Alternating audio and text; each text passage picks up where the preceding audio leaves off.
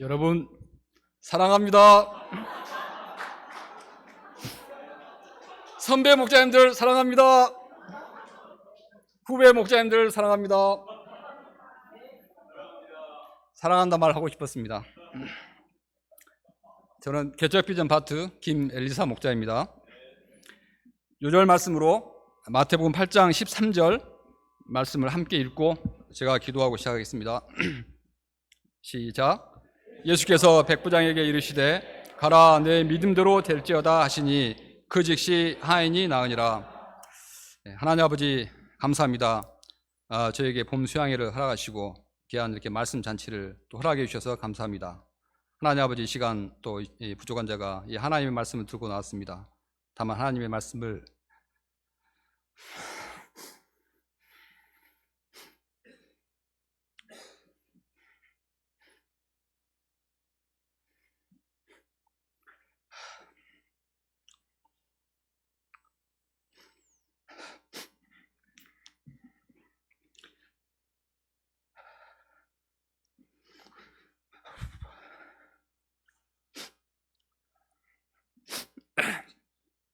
하나님 말씀을 전하는 도구로 사용해 주시길 기도합니다.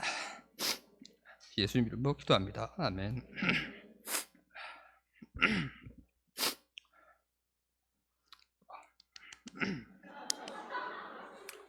말씀을 못 전하면 안 되는데. 찰스 스펄전 목사님은 믿음을 이렇게 비유했습니다. 믿음은 삼손의 머리카락과 같다. 삼손이 머리카락을 길었을 때는 사자를 손으로 찢어 죽일 정도로 힘이 장사였습니다. 그리고 나귀 턱뼈 하나로 블레셋 군대를 물리치고 이스라엘을 구원하였습니다. 그러나 민계에 넘어가 머리카락이 잘렸을 때 힘을 잃고 블레셋의 포로가 되어 두 눈이 뽑히는 수치와 능욕을 당하였습니다. 마찬가지로 우리가 믿음이 있으면 괴력의 삼손처럼 크고 놀라운 능력을 행할 수 있습니다. 그러나 믿음이 없으면 두 눈 뽑힌 삼손처럼 무기력하고 비참한 삶을 살게 됩니다. 이처럼 믿음이 있느냐 없느냐의 문제는 우리 인생을 180도 달라지게 합니다. 오늘 본문에도 믿음으로 말미암아 그 인생이 180도 달라진 사람들이 나옵니다. 한 사람은 나병 환자이고 또 한 사람은 중풍병을 앓는 백부장의 하인입니다. 그들은 평생 나병과 중풍병으로 고통하다가 죽을 수밖에 없었습니다. 그러나 예수님은 나병 환자와 백부장의 믿음을 보시고 그들의 병을 깨끗이 치료해 주셨습니다. 저희들도 믿음을 사모하고 배워서 주님의 크신 능력을 체험할 수 있기를 기도합니다. 첫째로 예수님께서는 나병 환자의 믿음을 축복해 주셨습니다. 1절을 보십시오. 예수님께서 산에서 산상보훈 말씀을 마치시고 산 밑으로 내려오고 계셨습니다. 이때 허다한 무리들이 예수님의 뒤를 쫓았습니다. 그런데 이때 한 나병 환자가 예수님 앞으로 나와 절을 하며 말하였습니다. 주여, 원하시면 저를 깨끗게 하실 수 있나이다. 나병은 우리가 잘 아는 대로 피부가 썩어 들어가고 얼굴이 흉측하게 일그러지는 병입니다. 사람들은 자신의 피부를 티 없이 아름답게 가꾸기 위해서 얼마나 신경을 많이 쓰고 노력을 합니까? 특히 자매님들은 다른 것은 다 아껴도 화장품 사는 데는 돈을 아끼지 않습니다. 그래서 K-뷰티가 세계적인 유명세를 타고 있는지 모르겠습니다. 동남아에서도 한국 화장품이 여성들에게 가장 인기라고 합니다. 요즘에는 남자들도 화장을 하고 깨끗한 피부를 위해 레이저로 전 빼는 시술도 많이 합니다. 어쩌다 얼굴에 뼈류지 하나만 나도 거울을 쳐다보고 큰 슬픔과 근심에 쌓이곤 합니다. 하물며 이 나병 환자는 자신의 피부가 썩고 문드러져 갈 때 그 마음이 어떠했겠습니까? 하늘이 무너지는 듯한 절망감을 느꼈을 것입니다. 더구나 뼈류지는 낫기만 하면 피부가 원래대로 돌아가지만 나병은 원상복구가 되지 않습니다. 흉측한 모습 그대로 생활을 해야 합니다. 더구나 율법에 부정한 병으로 규정되어 공동체로부터도 철저히 격리되었습니다. 그는 인간적으로 보면 삶에 아무런 희망이 없는 사람입니다. 나는 이미 버린 몸이야, 틀렸어, 이생망이야 하며 스스로를 저주하고 삶을 포기해버려도 조금도 이상하지 않을 것 같습니다. 그러나 이 나병 환자에게는 믿음이 있었습니다. 예수님이라면 자신을 깨끗게 해주시고 이 깊은 절망의 구렁텅이에서 건져주실 것이라는 믿음이 있었습니다. 이 믿음은 자신을 둘러싸고 있는 내외적 장애물들을 뛰어넘어 예수님께로 나오게 하였습니다. 당시 나병은 사람의 힘으로는 치료 불가능한 불치병이었습니다. 그러나 이 사람은 놀랍게도 자신의 나병이 완벽하게 나아서 깨끗하게 될 수 있다고 믿었습니다. 이것은 예수님의 창조의 능력을 믿은 것입니다. 예수님을 창조주로 믿지 않는다면 이런 말을 할 수 없습니다. 얼마나 대단한 믿음입니까? 이 사람은 나병으로 인해서 육신은 망가졌습니다. 그러나 그의 영혼은 참으로 건강한 사람이었습니다. 세상에는 사지 육신은 멀쩡하지만 그 내면은 나병 환자처럼 문드러지고 병든 사람들이 많이 있습니다. 환경 탓, 조건 탓, 능력 탓을 하며 운명적이고 슬픈 생각에 빠져 있거나 입만 벌리면 원망과 불평의 말을 쏟아냅니다. 이는 그 내면에 하나님이 없고 하나님께 대한 믿음이 없기 때문입니다. 얼마 전 이지선 씨가 모교인 이화여대의 교수로 임용됐다는 기사를 보았습니다.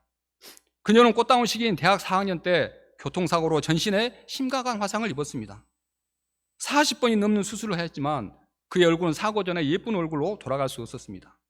양손은 엄지손가락만 빼고 나머지 8손가락의 끝마디가 모두 사라졌습니다. 당시 그녀가 얼마나 큰 충격과 슬픔, 절망에 몸부림쳤을까 상상이 됩니다. 보통 사람 같으면 사람들의 시선이 의식되어 집에서 한 발짝도 나오지 못하고 은둔 생활을 했을 것입니다. 하나님과 세상을 원망하며 절망의 자리에 누웠을 것입니다. 그러나 그녀는 예수님 안에서 믿음으로 다시 일어섰습니다. 그녀는 사고는 고난의 시작이자 또한 새로운 삶의 시작이었다고 고백했습니다. 그리고 육신의 한계를 이기고 믿음으로 도전하는 삶을 살았습니다. 그럴 때 하나님은 그녀의 믿음을 축복하시고 절망과 슬픔 가운데 있는 많은 사람들에게 용기와 희망을 불어넣는 멋지고 아름다운 인생을 살게 하셨습니다. 이것은 믿음의 역사입니다. 어쩌다 운 좋게 된 것이 아니라 그녀의 믿음을 하나님께서 기뻐 받으시고 축복하신 것입니다. 저희도 하나님을 믿음으로 원망 불평의 자리에서 일어나서 도전하는 인생을 살 수 있기를 기도합니다. 그러면 예수님은 이 사람을 어떻게 받아주셨습니까? 3절 말씀을 함께 읽어보겠습니다. 시작. 예수께서 손을 내밀어 그에게 대시며 이르시되 내가 원하노니 깨끗함을 받으라 하신대 즉시 그의 나병이 깨끗하여 진지라. 예수님은 손을 내밀어 피고름이 낭자한 나병 환자의 몸을 만지셨습니다. 사람들은 나병 환자를 만지기는커녕 눈만 마주쳐도 소스라치듯 놀라며 피했습니다. 그러나 예수님은 조금도 거리낌이 없이 손을 내밀어 그를 만지셨습니다. 원래 자기 자식 똥기저귀는 더러운 줄 모릅니다. 어떨 때는 꼬순내가 납니다. 맡아보셨죠? 꼬순내? 안 맡아본 사람은 사랑이 좀 부족한 걸 수 있습니다. 그러나 남의 자식 오줌 기저귀는 스치기만 해도 얼굴을 찡그리며 손 씻으러 얼른 달려갑니다. 예수님은 나병 환자를 자식처럼 사랑한 것입니다. 그리고 말씀하셨습니다. 내가 원하노니 깨끗함을 받으라. 이는 병자를 향한 예수님의 사랑의 음성입니다. 이 예수님의 말씀이 떨어지기가 바쁘게 즉시 나병이 떠나고 깨끗하게 되었습니다. 운명처럼 평생 짊어지고 살아야 할 것 같던 나병의 고통에서 해방되었습니다. 예수님은 믿음으로 나온 나병 환자를 깨끗게 하셨습니다. 보통 나병을 죄의 속성에 비유합니다. 나병이 사람의 살을 썩게 하고 온몸이 문드러지게 하는 것처럼 죄는 사람의 영혼을 썩게 합니다. 나병이 신경 조직을 파괴해서 손가락, 발가락이 떨어져 나가도 무감각한 것처럼 죄는 양심을 마비시키고 죄가 죄인지 모르게 합니다. 죄는 나병처럼 우리를 수치스럽고 비참하게 만들고 결국은 영원한 심판과 파멸에 이르게 합니다. 그러나 예수님의 십자가 보혈은 그 사람의 어떤 초하고 더러운 죄의 자국들도 다 지우고 깨끗하게 하실 수 있습니다. 우리가 믿음으로 주님께 나가기만 하면 우리의 죄를 사하여 주시고 원래의 모습으로 깨끗이 회복시켜 주십니다. 저희가 나병처럼 초하고 냄새나는 죄일지라도 나병 환자처럼 믿음으로 예수님께 나아갈 수 있기를 기도합니다. 그리고 저희를 있는 모습 그대로 영접해 주시고 깨끗하게 해주시고 새 사람 되게 하시는 예수님을 만날 수 있기를 기도합니다. 둘째로 예수님께서는 백부장의 믿음을 축복해 주셨습니다. 5절을 보십시오. 예수님께서 가버나움에 들어가시니 한 백부장이 나와 간구하였습니다. 주여, 내 하인이 중풍병으로 집에 누워 몹시 괴로워하나이다. 저는 이 구절을 읽으며 하인을 위해 예수님께 나온 백부장은 어떤 사람인가 궁금해졌습니다. 복음서를 보면 자기 문제로 예수님께 나오거나 해당장 야이로처럼 자식 문제로 나오거나 친구를 위해 지붕을 뚫고 예수님께 나온 사람은 있었습니다. 충분히 그럴 수 있겠다고 공감이 됩니다. 그런데 당시 하인은 소나 말처럼 사고 파는 물건으로 취급한 시대였습니다. 위대한 철학자 아리스토텔레스조차도 윤리학이라는 저서에서 하인은 말과 소처럼 살아있는 도구에 불과할 뿐이다. 그를 향해서 우정이나 정의 따위는 가질 필요가 없다라고 하였습니다. 더구나 중풍병에 걸려 더 이상 쓸모없게 되었으니 폐기 처분해야 할 것 같습니다. 그런데 이 백부장은 이런 하인을 위해 체면을 무릅쓰고 예수님께 나왔습니다. 어떤 경제적 이익을 위해서가 아닙니다. 중풍병을 고쳐서 주 69시간씩 부려먹으려고 하는 것이 아닙니다.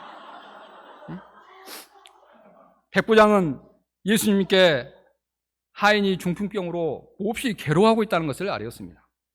사람이 일어나고 싶을 때 일어나고 눕고 싶을 때 눕고 걷고 싶을 때 스스로 걷고 뛰어다닐 수 있다는 것이 얼마나 큰 축복입니까? 그런데 이 사람은 중풍병으로 말미암아 아무것도 할 수가 없습니다. 밥 먹는 것도 화장실 가는 것도 자기 마음대로 하지 못합니다. 백부장은 이런 하인의 고통과 괴로움을 자신의 아픔처럼 여겼습니다. 그리고 하인의 문제를 들고 예수님께 나온 것입니다. 백부장의 소자 한 사람을 향한 지극한 사랑과 긍휼의 마음, 그리고 그의 인품과 인격에 깊은 감명을 받습니다. 또한 백부장은 예수님께 대한 믿음이 있었습니다. 백부장은 예수님을 주여라고 불렀습니다. 사실 당시 로마 군인들에게는 오직 로마 황제만이 그들이 믿고 숭배하는 유일한 주였습니다. 그러므로 예수님이 주시라는 믿음과 확신이 없다면 결코 예수님을 주여라고 부를 수 없습니다. 또 예수님을 주라고 불렀다는 사실이 혹여 로마 당국의 귀에라도 들어간다면 백부장의 자리가 위태로워질 수도 있습니다. 그러나 그는 만왕의 왕으로서 육의 세계와 영의 세계까지도 다스리시는 예수님만이 진정한 주가 되심을 믿었습니다. 예수님은 백부장의 순수한 사랑과 믿음에 감동받으시고 그를 따라가서 하인을 고쳐주시고자 하셨습니다. 내가 가서 고쳐주리라. 그런데 이때 백부장의 반응이 어떠합니까? 8절 말씀을 함께 읽어보겠습니다. 시작.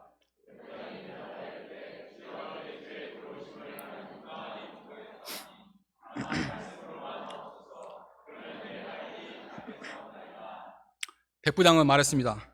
주여, 내 집에 들어오심을 나는 감당하지 못하겠나이다. 예수님께서 직접 신방하시겠다는데 왜 이렇게 말하는 것입니까? 손님을 초대하기에 집이 너무 좁고 누추했을까요? 아니면 사모님이 집에 누굴 초대하는 것을 싫어해서 그랬을까요? 아닙니다. 백부장은 자신이 예수님을 맞이할 자격이 없다고 말합니다. I do not deserve to. 사실 로마의 백부장 정도 되면 얼마든지 자신이 자격이 있다고 생각할 수 있습니다. 예수님은 가난한 목수였습니다. 사회적 지위로 보면 오히려 아랫사람을 시켜서 예수님을 오게 할 수도 있습니다. 그런데도 그는 자신이 예수님을 맞이할 자격이 없다고 말합니다. 이는 그가 예수님을 인간적인 시각으로 바라보지 않았다는 것입니다.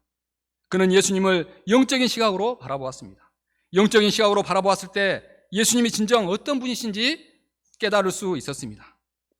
말씀이 육신이 되어 우리 가운데 거하심에 우리가 그의 영광을 보니 아버지의 독생자의 영광이요 은혜와 진리가 충만하더라. 그는 예수님 안에서 하나님의 신성을 발견했고 자신이 도저히 가까이 할 수 없는 존귀한 분이시라는 것을 깨달았습니다. 그는 예수님께서 다만 말씀만 해주셔도 성은이 만극한 일이요 얼마든지 하인이 나올 수 있다고 믿었습니다. 자신이 왜 이렇게 그리고 자신이 왜 이렇게 말씀의 권세를 믿는지 설명합니다. 9절을 다 함께 읽겠습니다. 시작. 나도 남의 수하에 있는 사람이요 내 아르도 군사가 있으니 이더러 가라 하면 가고 저더러 오라 하면 오고 내 정도로 이것을 하라 하면 하나이다. 군대는 명령에 살고 명령에 죽는 곳입니다. 상관의 명령이면 이유를 불문하고 돌격하라 하면 돌격하고 후퇴해라 하면 후퇴해야 합니다. 실제 전시 상황에서 명령 불복종은 바로 총사령입니다.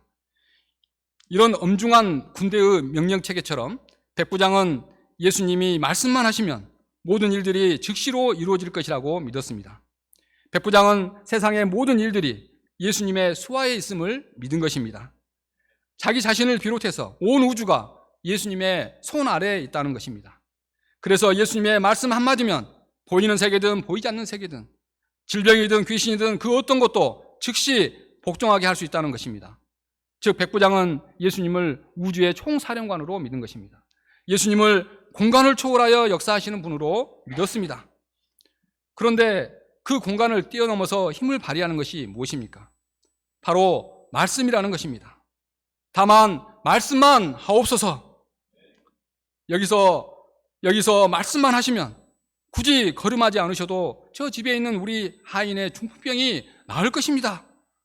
와, 얼마나 대단한 믿음입니까? 그래서 예수님께서도 깜짝 놀라서 말씀하셨습니다. 내가 이스라엘 중 아무에게서도 이만한 믿음을 만나보지 못하였노라. Such great faith. 백부장의 믿음은 예수님도 놀라고 감탄하게 하였습니다. 그리고 예수님은 이방인인 백부장의 믿음을 통해 장차 동서로부터 많은 사람들이 이르러 아브라함과 이삭과 야곱과 함께 천국에 앉는 비전을 보셨습니다. 예수님은 백부장의 믿음에 크게 감동을 받으셨습니다. 13절 말씀을 함께 읽겠습니다. 시작. 예수께서 백부장에게 이르시되 가라 내 믿음대로 될지어다 하시니 그 즉시 하인이 나으니라. 예수님께서 말씀하셨습니다. 가라 내 믿음대로 될지어다. 그러자 그 즉시로 하인이 나왔습니다. 여기서 우리는 중요한 사실을 배웁니다. 주님은 우리를 축복하시되 우리의 믿음대로 축복하신다는 것입니다. 우리가 50% 믿으면 하나님께 50%의 축복을 받을 것입니다. 100% 믿으면 100%의 축복을 받습니다. 옹달샘만한 믿음을 가지면 옹달샘만한 축복을, 호수만한 믿음을 가지면 호수만한 믿음을, 태평양만한 믿음을 가지면 태평양만한 축복을 받는다는 것입니다. 우리의 믿음의 분량대로 축복을 받습니다. 열왕기하 4장에 보면 선지자 엘리사가 빚 때문에 두 아들을 종으로 보내야 할 처지에 놓인 가난한 과부를 돕는 사건이 나옵니다. 그 집에는 기름 한 그릇밖에 아무것도 없었습니다.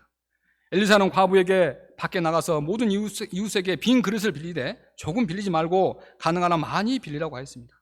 그리고 엘리사는 기름 한 그릇으로 빌려온 모든 그릇에 기름을 가득 채우는 이적을 행하였습니다. 과부는 이 기름을 팔아 빚을 갚고 남은 것으로 생활을 할 수 있었습니다. 이처럼 하나님은 우리가 준비한 믿음의 그릇만큼 축복하십니다. 우리가 먼저 믿음의 그릇을 키워야겠습니다. 한계적인 생각과 불신을 회개하고 말씀 한마디로 천지를 창조하신 하나님을 믿어야겠습니다. 우리는 보잘것없지만 예수님 안에서 크고 원대한 비전과 믿음을 가질 수 있기를 기도합니다. 우리는 지난주 선교보고에서 로노드 목사님의 Young men will see visions, 청년이여 환상을 보라 하는 메시지를 들었습니다. 하나님은 말세에 젊은이들에게 비전을 보이시고 늙은이들에게도 꿈을 꾸게 하십니다. 그리고 단지 비전과 꿈을 보여주는 것만으로 끝나지 않고 하나님을 믿고 도전할 때 그 비전과 꿈을 이루어 주시는 분이십니다. 허무맹랑하고 비현실적으로 보였던 나이아가라 폭포 국제수양회, 철의 장막 러시아 선교의 비전이 기적처럼 현실로 이루어졌습니다. 시카고 문 누가 선교사님은 55세의 나이에 미국 선교사로 나갔습니다. 물질 자립의 길은 좀처럼 열리지 않고 통장 잔고는 점점 줄어들었습니다. 그러나 믿음으로 11조를 선불로 드려야겠다고 결단하고 $500씩 헌금을 하나님께 드렸습니다. 그랬을 때 1년 만에 보험 판매원 직장을 구하고 그해 보험 판매왕이 되었습니다. 그리고 보험 판매원 1년 경력으로 은행 지점장에 도전했는데 쟁쟁한 경력자들을 다 제치고 채용이 되었습니다. 은행 업무 경력이 전무한데도 불구하고 가장 실적이 좋은 지점이 되게 하셔가지고 능력을 인정받아 중간에 잘리지도 않고 정년퇴임까지 할 수 있다고 하셨습니다. 55세의 늦은 나이에 미국으로 가서 경력이 전무한 은행에 그것도 지점장으로 취직한다는 것은 참으로 믿기 힘든 일입니다. 이런 말 하면은 장난치지 말라고 할 것입니다. 그러나 하나님께서 이 일을 행하셨습니다. 하나님은 환상이 현실이 되게 하시는 분이십니다. 또한 우리는 하나님의 말씀의 능력을 믿어야 합니다. 히브리서 4장 12절에서 하나님의 말씀은 살아있고 운동력이 있다고 했습니다. 하나님의 말씀은 살아서 역동적으로 능력을 발휘합니다. 하나님의 말씀을 단순히 믿고 있는 그대로 나의 삶 속에 적용하면 말씀의 능력을 체험할 수 있습니다. 구 바라와 목사님은 뉴질랜드 선교사 시절 사람보다 개를 더 사랑하는 지도교수 밑에서 갖은 개고생을 했습니다.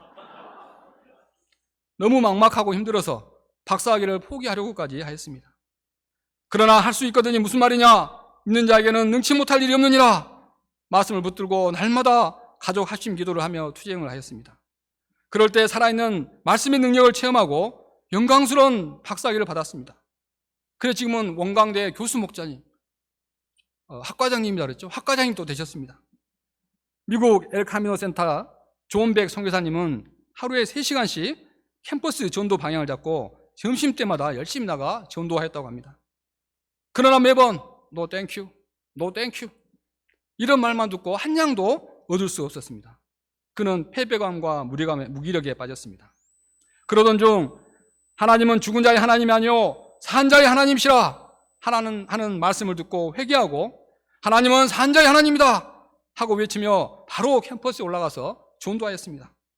그러자 2시간 만에 5명의 양을 만나게 되었고 그중 1명이 제자가 되었다고 하였습니다. 지금은 300팀 1대1 120명대 주일 예배를 이루는 가장 은혜롭고 역동적인 선교지부가 되었습니다. 이는 성경 말씀을 살아계신 하나님의 말씀으로 확신하고 말씀 권세를 온전히 믿었기 때문입니다. 백부장은 말했습니다. 단지 말씀으로만 하옵소서. 저희도 백부장처럼 하나님의 말씀 권세를 단순히 믿는 믿음을 덧입을 수 있기를 기도합니다.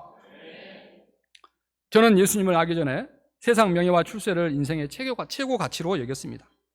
그래서 육군 사관학교에 가서 스타가 되고 나중에는 정치에도 입문하고자 하는 야심가였습니다. 그러나 입시 실패 후에 인생의 허무와 무의미로 방황하였습니다. 그러다 우연히 톨스토이의 참회록을 읽다가 하나님 안에 인생의 진리가 있다는 사실을 알게 되었습니다. 그리고 UBF에서 성경 공부를 통해 예수님을 만나고 인생의 참된 의미와 목적을 찾게 되었습니다. 그리고 하나님 안에서 새로운 꿈과 비전을 갖게 되었습니다. 저는 학생 시절 톨스토이의 고향, 제가 톨스토이 참여를 읽고 이렇게 인도를 받았죠. 어떻게 보면 이 톨스토이의 고향 소설 속 자작나무 숲길이 아름다울 것 같은 러시아의 선교사로 가고자 하는 비전이 있었습니다. 그래서 이 철 러시아어 교재를 사서 잠깐 공부했습니다.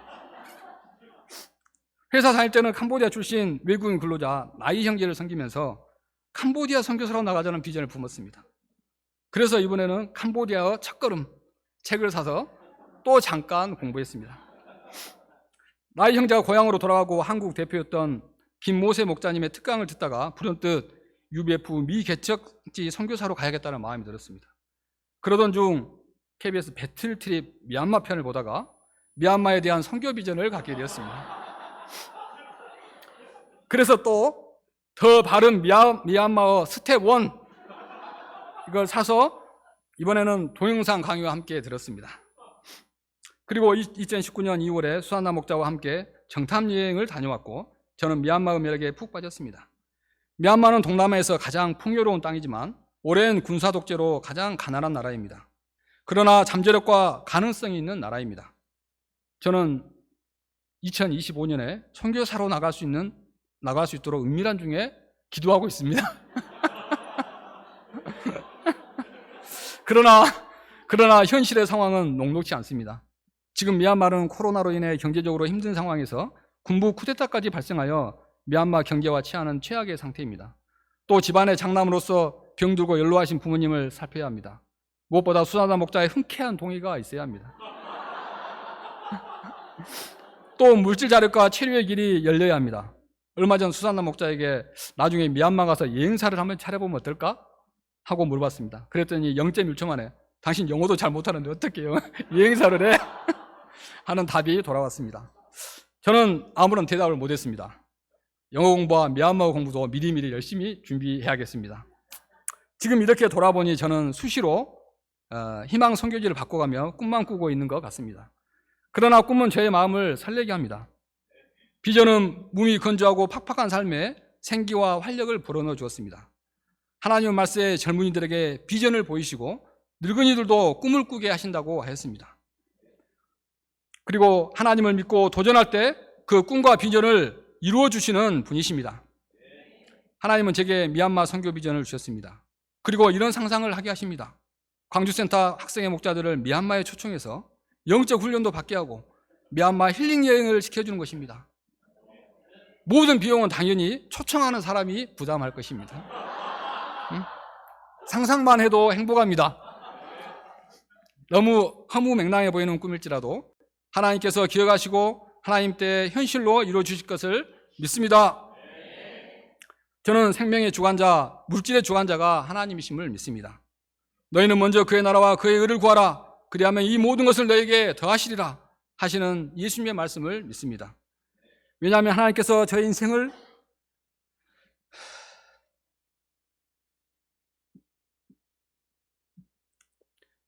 그렇게 인도해 오셨기 때문입니다.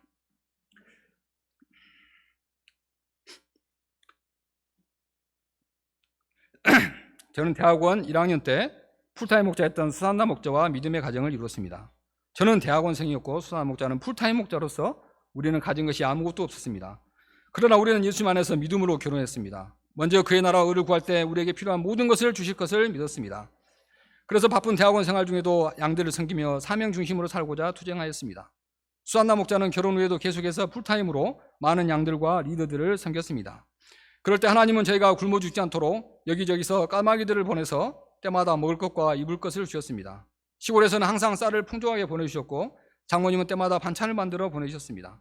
그리고 하나님께서는 자동차공학부가 BK21 사업에 선정되게 하셔서 매달 40만 원씩 연구비를 받게 하셨습니다. 우리의 필요를 다하시고 채워주시는 하나님을 찬양합니다.